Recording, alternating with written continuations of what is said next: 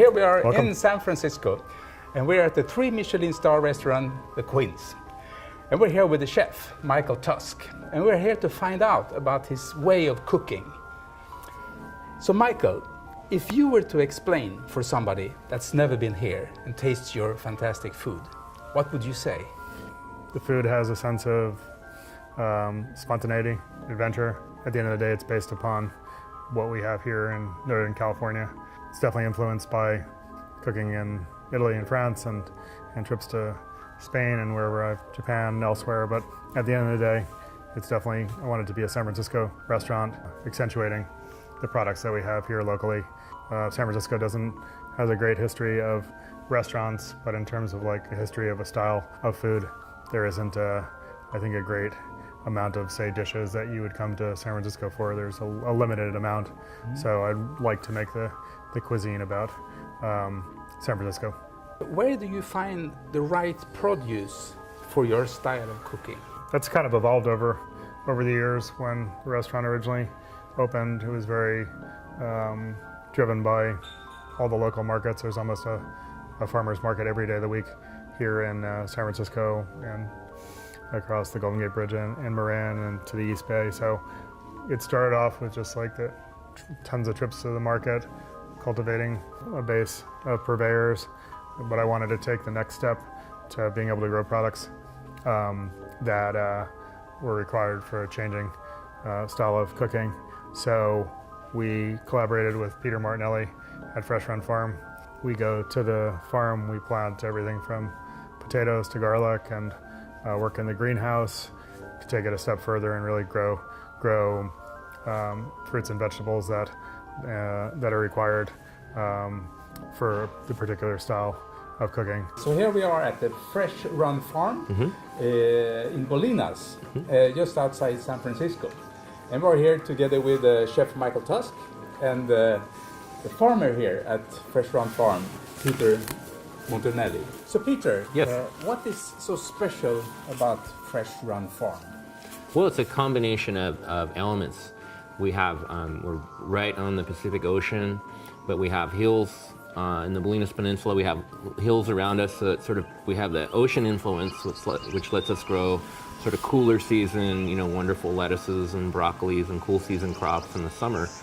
But with these hills, we also warm up, so we have pockets on the farm that warm up and allow us to grow tomatoes and warm season crops. So the food from here, I've been told many times, tastes, it might be the same variety of vegetable, but it tastes a little different coming from here. So Michael, running a 3 Michelin star restaurant is a tough challenge to find the right produce to create your wonderful dishes.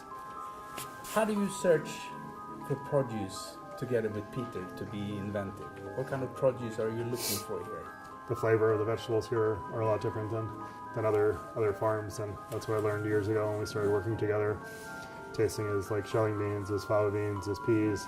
A lot of, because I hadn't really worked with a farm that was just kind of coastal and a regular basis. So I take his advice on really I go through seed catalogs and I have ideas on dishes and things that we've made the years past with his produce, and then we just basically have a dialogue.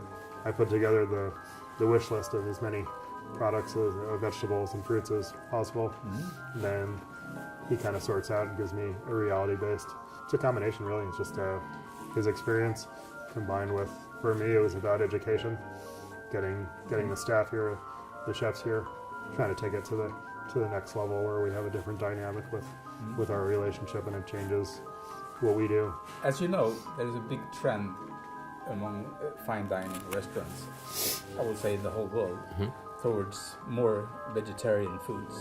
What can you bring to the table, so to speak?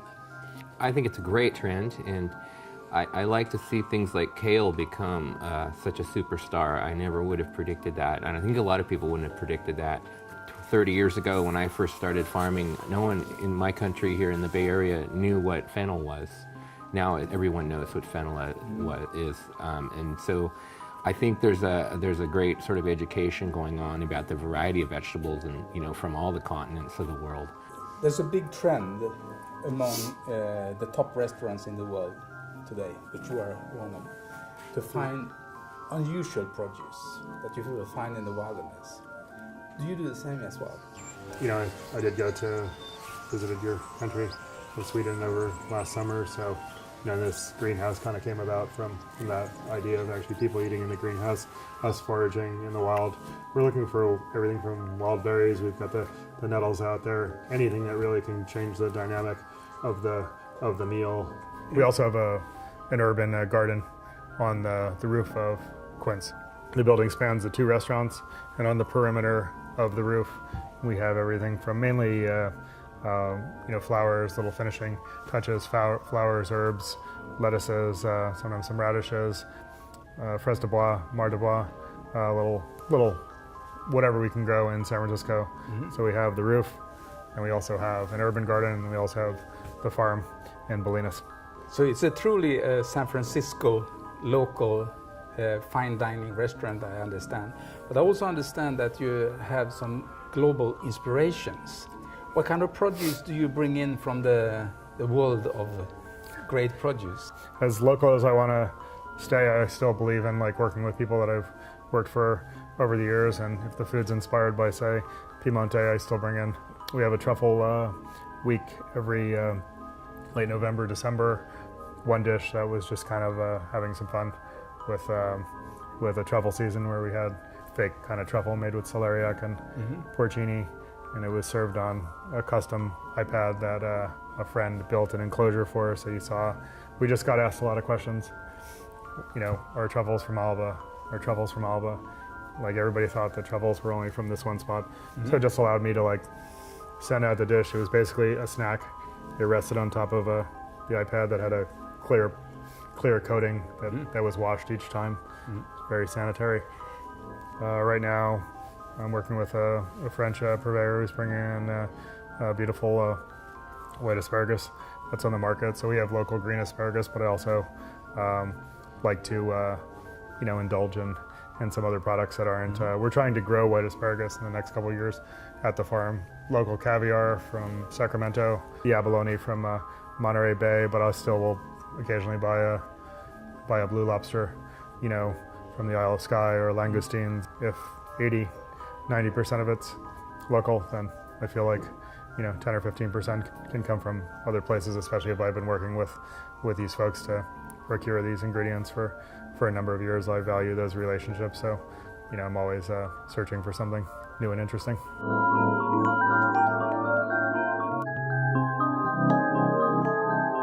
When inventing a new dish, where do you start? Where do you get your inspiration from? I'll usually start with completely blank slate, and then the first part of the process is just getting outside. Usually go to the farm. The trip to the farm from the restaurant provides inspiration. Getting out in nature and looking around and seeing what's in the fields and seeing if an idea comes to mind. A good example would be we did a dish last year that was based upon the potato harvest that we did at the farm, and we grew about 8,000 pounds of potatoes for the entire year. The kitchen went up with the front of the house. We planted the potatoes. We put ground oyster shell in the fields with the potatoes to help the potatoes and the roots and in organic farming. The art collection here, I studied art before I started cooking, so that provides a lot of inspiration. Color profiles, taste, texture, an Alexander Calder exhibit at the Cooper Hewitt Museum and the mobiles. Then I play around like in the summertime with those complementary colors, but maybe with like tomatoes, and just try to bring up part of the art world and how that inspires me just through imagery. So we collect a lot of we have a lot of large format photography here. Even like some of the items where they're taken to the table and they have some smoke reminds me of like the Adam Fuss. Some of those images, just little parts of daily life that kind of inspire you and are part of bringing to life a dish rather than just preparing the plate of food. If we can tell a story about San Francisco, about West Marin, about the farm as a person, you change over like 14, almost 15 years that the restaurant has been open. So, but it all basically was all really about the raw products and where they were coming from, and the seasonality. So when it comes to plating, you're truly an artist, I think. And maybe there's something from your background there. How did you get into food in the first place? So I always loved being around food. My extended family, my cousins were caterers, so I was able to visit them as a small child and see their operation, and you know, it always brought me a lot of joy being able to see prepared food, and then going into the kitchen. Loved to eat first and foremost, and I always loved to, as a child, if I tasted a snail, that was like my favorite thing to eat. As a kid, a snail, a frog's leg, escargot with butter and garlic and parsley, those kind of things were revelations to a young kid. But I just like to eat, and I like the excitement of the kitchen. I studied art history. I started cooking, took the kitchen jobs, and then I just realized I preferred to cook than to be in like the academic world. I liked making things, so I gravitated more towards like the fine arts and like ceramics and sculpture, and then where you were working on a daily basis with your hands and then creating things. So when we originally opened the restaurant, I wrote the menu like every day and changed it like almost every day. The cooks really never knew what they were gonna come in to do that day, because I get bored of things very, very kind of quickly, and I like tasting new dishes and new flavors and textures, and the guest's reaction is probably the most important thing, like to see them enjoying something or not know what something is, and to not want to know where it's from. And you know, if you dine at the restaurant and you like something, you know, we'll have like a CSA box that you can get a box of the vegetables and call up the restaurant, and you taste something, you want to know where you can get it, and people love being able to take a little bit of something home from an experience. So that's what I try to provide. So Michael, if you were to give a young person that wants to become a chef an advice, what would that be? Just follow your heart, passion, find a mentor, travel, challenge yourself, and then that'll pay off big time down the road.